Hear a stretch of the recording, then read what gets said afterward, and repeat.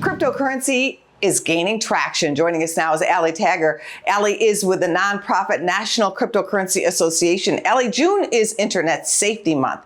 What makes crypto so susceptible to scams? Yes, I think that's such a great question.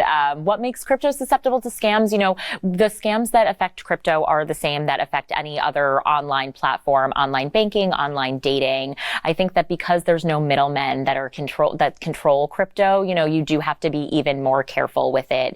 You have to remember, as your audience knows, that crypto transactions are final. And so it's really important that you take the extra time to verify the information, to do your research, to make sure you're not falling for, you know, the common scams that we see with really anywhere, any corner of the internet. You learned something fascinating about people who are using crypto. What can you tell us? Yeah, we just did the largest ever survey of crypto holders in America. We surveyed 10,000 crypto users, and we found that crypto doesn't really have a type. Users come from all walks of life. You know, a third of crypto holders are women, which is far from that quote unquote crypto bro stereotype we've all heard about. Many don't belong to higher income brackets. You know, the barrier to entry is low. You can start with as little money as you feel comfortable with. And many crypto holders actually work in construction. It's not just about finance and technology. You don't need to be an expert to benefit from this technology. We like to say it's math, not magic, and anyone can get involved. You are out in the trenches. What are the top online scams to look out for? Of course, unfortunately, yes, scams are pervasive in any market, and so security needs to be top of mind always.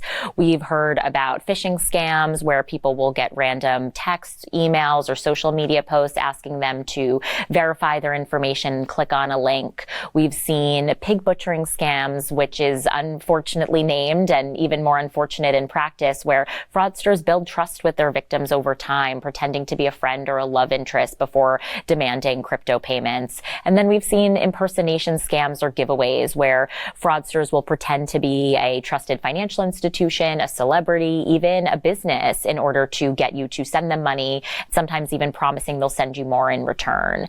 And so, you know, it's really important that you are not sharing your information with anybody that you don't know, and certainly not taking financial advice from them, and really just being extra cautious about the details. You know, with crypto, once it leaves your account, it's gone. And so just take the extra time and steps to make sure that you are really interacting with sources you know and trust. What other tips can you give us? Yeah, you know, our website, the National Cryptocurrency Association, it's nca.org, where we have lots more videos, blog posts, and so on, explaining what crypto is, how it works, how to stay safe. But some really important tips are guarding your private crypto keys. You know, your public key is like your email address, and that you can share with others, but your private key needs to be like your bank account number, your routing number, your PIN number, your password. It should be known only to you, and you should actually write down a physical copy of it and keep that somewhere safe, like a security deposit box.